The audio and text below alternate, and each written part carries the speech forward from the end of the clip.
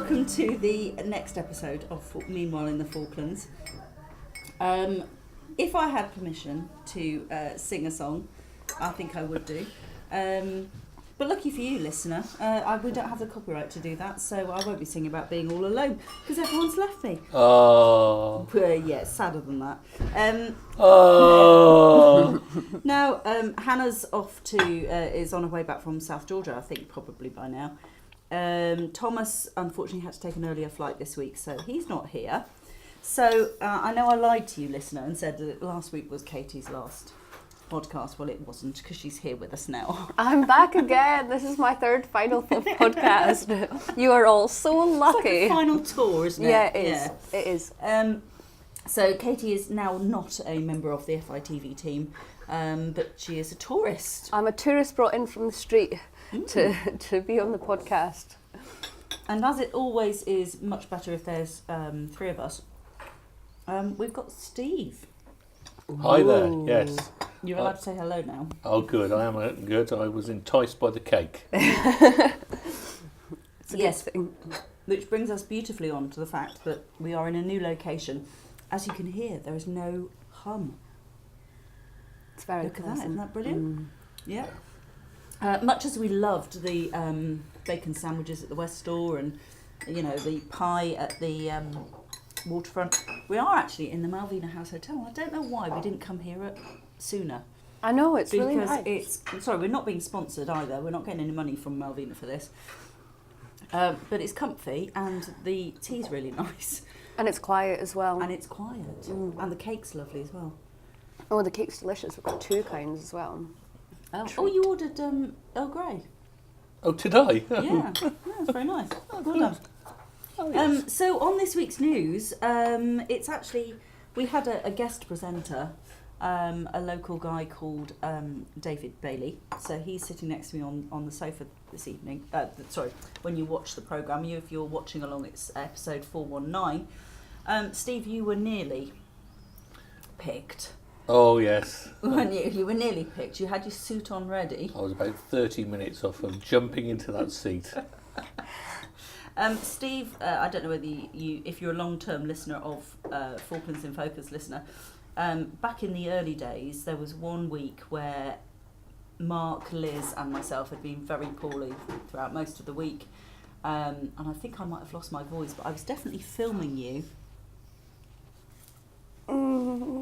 When, that's why I haven't got my mic on, but I can still hear myself, that's fine. Sorry, Caiti. For the benefit of the tape, Caiti just pointed out that my microphone is clipped onto something else. A few years ago, you had to present the links for us, didn't you? Oh, yes, the infamous. The infamous hot cross buns scene. Oh, wow, I did not know this story. It's gone down. Well, I'll tell you something. I went on HMS York to do an interview about a couple of weeks later, and they mentioned it.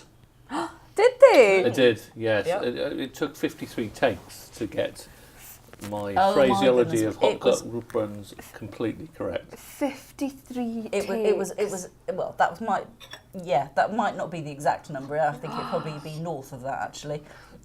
Because What was the problem? all we had to do was say something like, here's Simon, and Simon shows us how to make hot cross buns. That's how it should have been. You'd think that would be simple, wouldn't you? However, it wasn't so simple, because Steve put on his game show host, Oh, no. and it was hot cross buns! Oh, my You know, you goodness. need to dial it down a little bit. Hot cross buns. No, you need to dial it back up again. Hot cross buns! And there's just no middle ground on hot cross buns at all. Well, they are a very exciting thing, so... Yes, so that was that. And Caiti, you were telling me, as we were warming up this just before we started this, that the last time Steve appeared on a podcast. Yeah, so if you've been here since the start of Meanwhile in the Falklands, it was actually this trio that was doing the podcast, and for a long time Steve's appearance had us was at number one in our own personal charts. You just don't know how exciting accountancy can be. I know, that's what you were telling us all about. I must admit, I was surprised. But you are a bit of a financial whiz, aren't you? You've Yeah. got quite a few letters after your name. Yes. It's a long, arduous It is. route to all those letters behind my name. But yes, I do have a few. Yes, it's basically a countdown conundrum behind your name, isn't it? Let's face it. So very well qualified. I mean, I think we probably went through this on your last podcast that you were with us. Just remind us. I mean, was that what you always wanted to do, or did you want to be an astronaut? Although accountancy is before astronaut in the book of careers. Yes. Yeah. I just opened up the whole A to Z and I couldn't get past A. No, sadly, I don't know if I did mention this before, but I remember when my parents moved house many years ago, and they had my old school reports, one of which was careers, and on there it said Steve wants to go into accountancy at the age of 13. Wow. Age of 13, I knew I wanted to go to accountancy. What that says about me, I don't know, but yes. It's really interesting that that's what you'd always wanted to do, and it gives you a lot of motivation and drive, knowing from that young thing. But it's a strange thing for a 13-year-old to turn around and say that that's what they want is accountancy. It's obviously worked for you. Yeah, I was always good with figures. I mean, I used to love maths a lot. But yeah, no, I just found it quite amusing when you read back. I think I might have been in my mid-20s at the time, and I read back at this. At 13, I wanted to be an accountant, not like you say an astronaut or a steam engine driver or a footballer or any of the things that would be like so that. cool. And let's face it, I mean, accountancy isn't the most sexiest of professions, is it really? No, Well, I mean, put aside that film that bloke was in, he played Batman. yeah, Ben Aside. Affleck, yes, Other films are available. yes. Putting aside that, Well, how do you know I've not got all of that ordnance do that. hidden away in a secret compartment under the house? You just don't, do you? no, you don't. Sorry, for the benefit of the tape, Steve and I are actually married and have been married for 26 years. So, just in case you think that there's an odd relationship that's going on between you and me. Anyway, so let's move on. have got a list of subjects we were going for. Exercise is my next thing. You're quite a bit of a gym bunny, aren't you, Caiti? Gym bunny. Yeah. When I was younger, I was in the South of Scotland hockey team. So doing that, you kind of are led to exercise every day and go to do weights and that kind of thing from quite a young age because they need to build up your strength. So since then, I've always been obsessed, really, I would say, with sport. And I love the gym, love exercise, and couldn't live my life without it. I don't think it's a huge part of my life, exercising. Do you know the cynical side of me is saying that you're just addicted to the endorphins and enkephalins that your brain is Yeah, producing. that's it too. It's all good stuff though. I am not a sporty person at all, but I've started to walk to work in an attempt to get my blood pressure down, which it has actually started going down. I was going to say it's a canny walk for it's not a stroll around the corner for you from your house to your work. 45 minutes. Yeah, With a couple of hills as well. definitely. But yesterday I did it on Tuesday. I walked to work on Tuesday. It was a beautiful morning. I've actually got sunburn on my cheeks from walking to work, and it's only like 45 minutes walk. But I had a sunscreen in my moisturiser, which obviously it couldn't cope with. So The sun's amazing here. It's unlike anywhere else, I think, because I kind of prided myself on the fact that I've never had a sunburn, ever. Oh. Did you have one when you were here? And came here and burnt my nose. And I never have had a sunburn in my life, because of how my skin is. But yeah, the sun down here got me good, definitely. We actually have got a bottle of Factor 50 in the office just in case you have to go out and film stuff. Yeah. Those things like motocross and you're out all day, or the raft race or something like that, is quite hefty. Now Steve, you've been quite sporty throughout all your life as well, haven't you? Yeah. No, I've played football, rugby, cricket at International school level. cricketer. Obviously, yes, unbeaten in Jamaica. I'd like to remind Undefeated everybody. in Jamaica, yeah. Unbeaten in Jamaica. Yeah, so I enjoy it. I just enjoy the camaraderie and the competition. But like racket sports, I played badminton last night.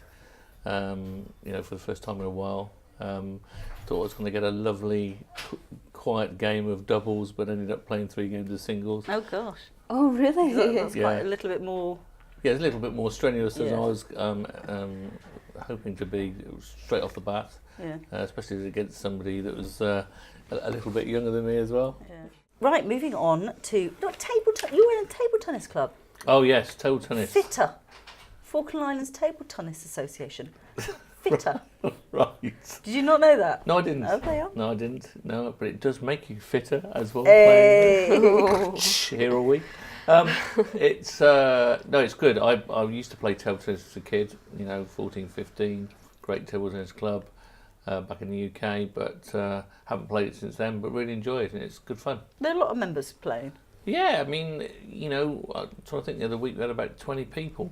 So it's just fun. It's just it's just a lot of fun. There's a tournament this On weekend, Saturday, obviously. Yeah. Are you playing in the tournament? Yes, I will be. That's fun. It's just good fun, basically. And while he's doing that, you see, we're going to be at my house rehearsing, Yes, which we'll come back to again in a minute.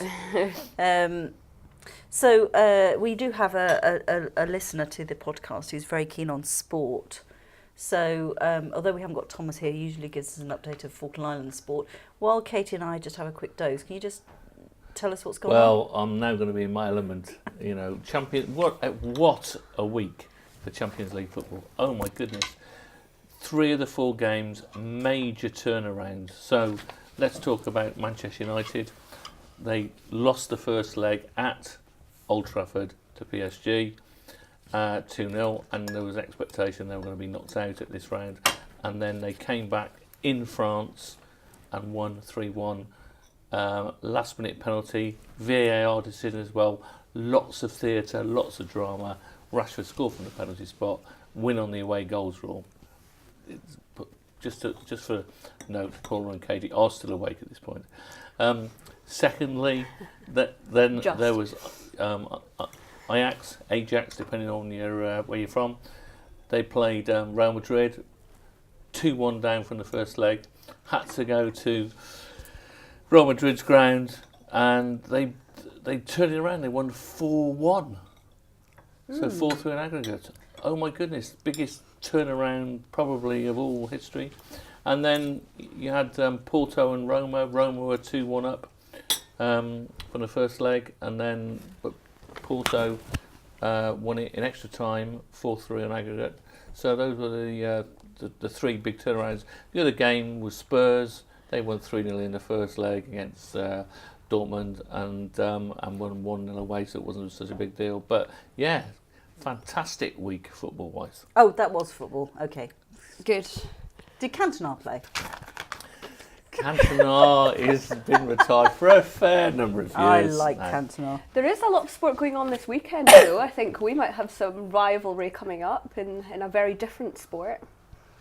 Are you going to play table tennis as well? I won't be playing table tennis, but the Six Nations games are on this weekend. Oh yes, yeah. Well, it is England Scotland, isn't it? I believe. Yeah, that's what we thought, wasn't it? Is that the Calcutta Cup, isn't it? Oh. Hey, look at me! Is your boy sitting down? Yeah, for the benefit of the tape, both of them looked quite shocked at the way I knew that. Yes, it's at Murrayfield, I believe, this good. time round. So, yes, I mean, Scotland could upset the party and beat England, and that Come would, on. really, It has been known. It has been known. So, I think bringing it back to the Falkland Islands, I think the Open Golf are playing their second day on Saturday, I believe, because their first day, they did a 2-day tournament, and the second day was absolutely awful weather. So they're doing that again. Talking of awful weather, actually, I hope Hannah's okay, because there has been some very bad weather down really? and there was a little sailing yacht earlier on in the week that had rolled in 4 metre swells or something, and lost 2 people sadly overboard. So we do hope that, and I think the Clyde's gone down to South Georgia as well, so I hope they're all okay. Weather last night was dreadful, wasn't it? Oh yeah, just hail, wind, absolutely And earlier on in the week, although other people from other countries are going to go, well, what the heck? Why is that important? We actually had thunderstorm. Were you? It was really strange, wasn't it? The lightning was so close. It felt four lightning things and a thundery, but rattling. And of course, this is what listener you'll need to know is that down here in the Falklands, thunderstorms are really quite rare because you need a certain change in temperature, air temperature and air pressure and whatnot, which we don't normally get down here because it's so cold. So it is quite rare. And I think because today it looks like all the radio stations and all the TV stations are out. So they're doing some repair work on Sapper Hill. So there must have been some damage. Goodness. Up there. I'm assuming it's from that lightning strike. It may not have been, of course. But anyway, moving from sport to a subject I like the most, which is books. Yay. And I needed to say to you, actually, I was looking through Facebook the other day, and there was an interview with Brent Weeks, and I know that you just started one of his books that I got from the library. Yes, it's the first time I've read him, so I've never read him before. Literally just started. I think it's called Black Prism. But it is called Black Prism. It is called There's Black a picture of a man on the hooded cloak and in shadow and with a, looks like a weapon. Fantasy genre. Yes. You're a big fan of that, aren't you? Yeah, I do. I'm a big fan of the likes of obviously J.R.R. Tolkien and David Eddings and the like, Raymond Feist. Yes. But David Eddings, that was the first book you introduced me to in fantasy novel when we were in Italy. Yeah. And look where we are now. Look where we are now. But yeah, no. Most recently read the latest Clive Cussler offering. That was pretty good. Yeah. A Numa book. Are you one of those people who, when you start a book, you have to finish it, or do you get fed up and you quite happily ditch it? I've never not finished a book. Some books take me longer than others to finish. Wow. Because I can't remember you one who I did flit. Yeah, I flit too. I'll usually get back to them at some point, but I've got a book that's got a bookmark in it that's been in there for years. Because I come back to it, read a chapter, and then think, no, not right now, and flip between them. That is Don't bother me now, book. Yeah. I've been frequenting the library because I didn't go to the library for a long time, and I was downloading books on the Kindle instead. My book's available on the Kindle, actually. Let's plug that. The Pianist by Rita Seagull. Go and download it now, £1.36. I get 28p. Anyway, I went to the library. Colleen Biggs, who's the librarian then, who's an absolute legend. Yeah, she is. So I got some books from there. So I'm reading a Jane Green, I think, at the moment. Oh, nice. I haven't really started it because I only got it the other day. What are you reading though, Caiti? I'm reading, the book that I've got is The Complete Works of Oscar Wilde, which is quite large. Heavy, yes. And heavy, and I tend to carry my book with me everywhere I go, so I'm getting and work it's right out here, for the benefit of the tape, it's sitting right between us. Yeah. But what I'm reading at the minute, I've got 2 bookmarks in here because I was reading De Profundis, which is, for those that might not know, it's the letter that Oscar Wilde wrote to Bosie when he was in prison, because Oscar Wilde was sent to prison for being homosexual, and then he wrote to his partner for a number of years, Bosie, from there about the sort of love and heartbreak and their relationship, really, which was terrifying and filled with love, but also horribly, horribly scary and all that kind of thing. And it's summed up so beautifully in his language and his words that he uses in De Profundis. You feel every single emotion along with them. Gosh. So I've got a bookmark in there because I can read about a page at a time before I need to. It's all too many emotions. I'm a very empathetic person and feel it all along the way. So then I move on, and I've been reading also in the same book. My other bookmark is An Ideal Husband. Oh yes. Which is one of Oscar Wilde's plays, which is it's very funny. It's there's a lot of some absolute characters that are just hilarious, and you can see them as he's describing them. You can imagine exactly what they'd be like, and your brain kind of fills in the gaps so well. I think that's his absolute talent with the way he writes. Absolutely. Well, we know that from the play that we're doing at the moment. Yeah. Where you're playing Cicely Cardew. Yeah, I am. It's. I think reading his work, more of his work, is making me feel even more happy to be able to be playing one of the characters that he created. And I've found when reading An Ideal Husband, although it's a different one of his plays, it's helped me to really understand the importance of being earnest even more and follow the characters, because he writes about young girls in An Ideal Husband as well. He? So I feel like I can add further depth to Cicely Cardew and my understanding of her by reading more of his work. So it's really good. I'm enjoying it. I feel like I'm in a world of Oscar Wilde at the minute, which isn't a bad place to be. So we had a rehearsal last night, didn't we? Yes. Where everyone came in costume because Chris took some photographs for us. Yeah. It went quite well. I noticed there were sections where people had been fluffing their lines weeks before. Were now actually getting that particular part. Definitely. And it was nice to do it in costume as well. Oh, it makes such a difference. I think even for, I mean, you've been doing this in Fauda for a long time, but I think as soon as you put a costume on, there's like, when you're watching it, even for people like yourself and Stuart who've done this loads, you can see that just another level of like confidence and more coming out when you've got, because you feel like the person a bit more, don't you? Rather It's than very true. in your jeans, you know. Yeah, not so much Fioda, but certainly when I'm in my drag king persona. Yeah. If we have to do rehearsals, I have to be in full Oh, costume because I definitely. can't be Osley when I'm That's true. dressed and look like Paula. You know, It's so the movement, isn't it? Yeah, it's everything, and I can't be him unless I'm fully dressed. Hang on, I need to cough. So Steve, what's it like living with a drag king? It's never dull. But then we do have 2 daughters as well, so it's never. But they're not drag kings. No, but no, it's never dull in our house, and you make life very interesting all the time. He's so diplomatic. Yeah. The thing is about the play you're doing at the moment, the importance of being earnest. I refer it as the handbag play. Yes, I know you do. Because, you know, and there's a certain way, it's got that infamous line or famous line of, a handbag! But you obviously are going to play it slightly differently. I am playing it slightly different because I'm flattening the A, so it'd be a handbag. It's working though. I think it's coming together. It is. That line, like you were saying, Steve, is the thing you know about that particular play. Yes. And you're expecting exactly what how you've just pronounced it. And sorry, it's my stomach growling, in case you can hear that on the tape. But like you say, Caiti, when you're playing it, and we watched lots of different versions of it, haven't we online, to see how they're all played. And that handbag line is delivered in so many different ways, and it's actually only Edith Evans who, you know, gives it out like you've just said.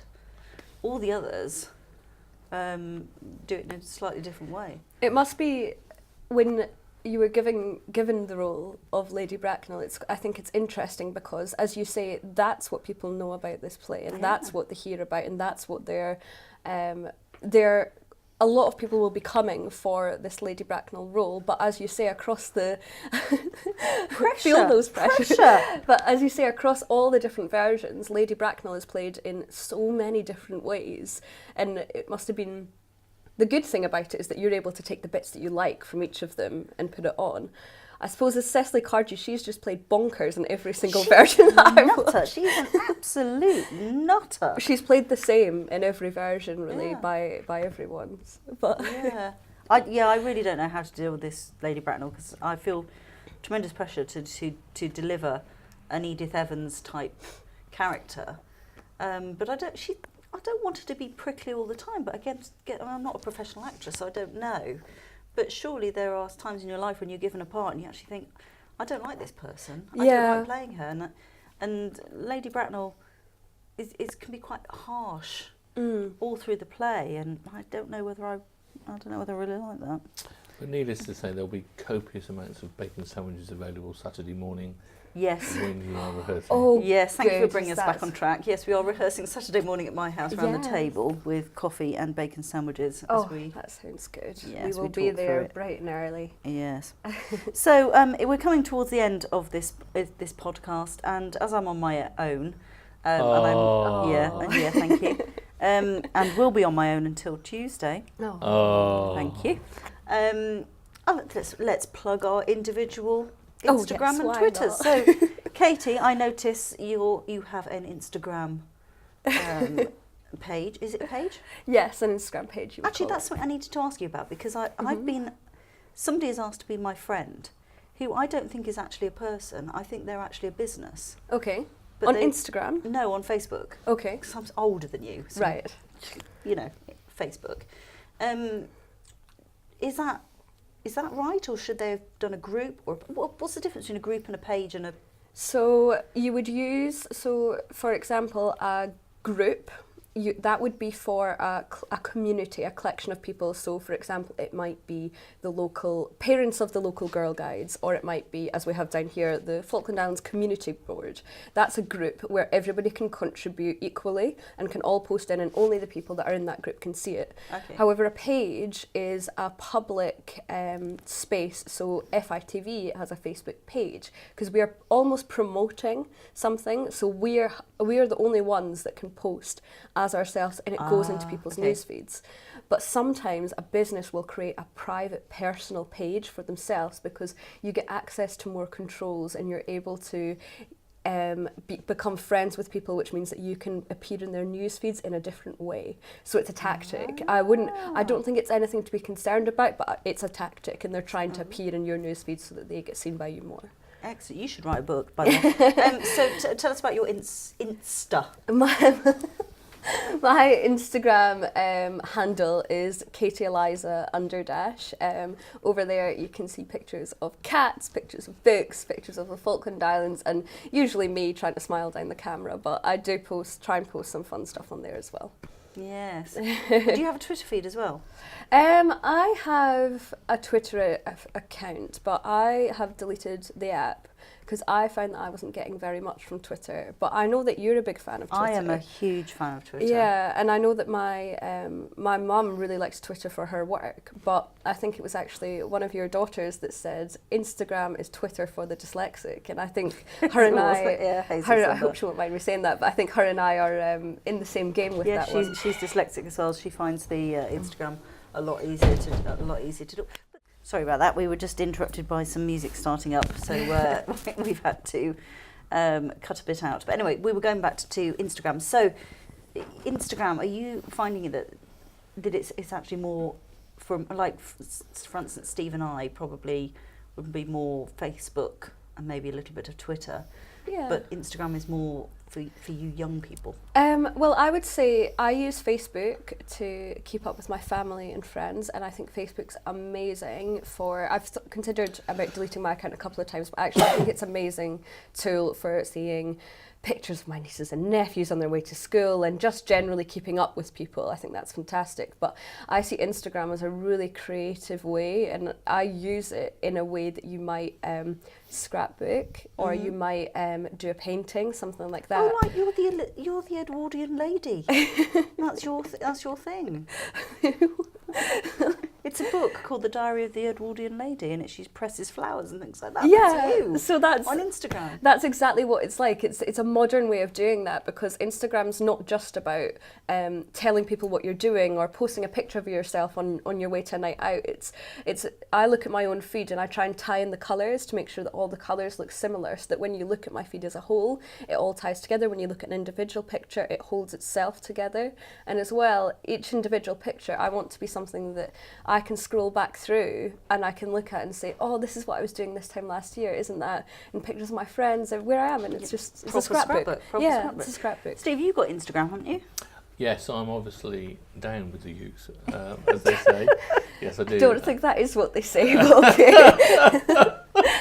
In our family group chat this morning, I might take this out of the podcast, but in my group chat this morning with our daughters, one of them had put a picture of something, and I put preach. I didn't know whether I'd used it properly. Oh, no. And both of them put back these laughing out loud icons on it. I think I might have used it in the wrong way. So I think so. I'm going to steer clear of that kind of words. Anyway, Instagram, Stephen, you're very fond of the dad jokes, aren't you? Oh yes, I love the dad jokes. I post them. I'll forward them to people. Regularly. Yeah. I'm not sure how appreciated that is, but occasionally I get an emoji with a Gives us a laughing chuckle. and things like that. Gives us a chuckle. Keeps you in contact with daughters and other people as well like that. So that's quite cool. Yeah, and I like watching the silly the sport on there, obviously.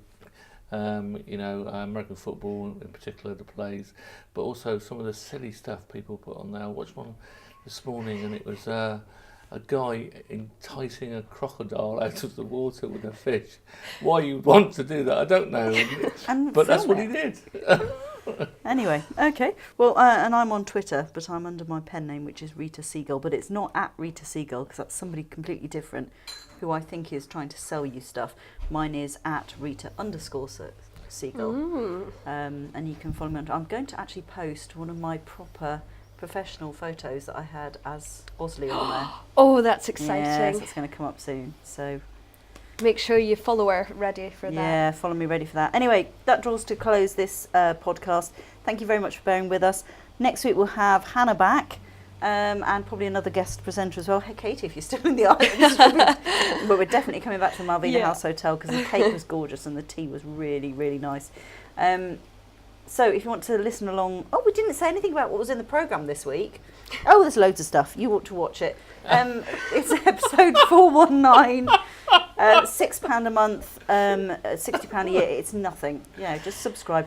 You may have some issues and you will pay your ticket and then you will actually get a personal email from me. It's not an automated one that looks like it's from me. It's actually from me. And I will generate a password for you so you'll be able to watch the programme online. So join us next time on Meanwhile in the Falklands. Bye. Bye.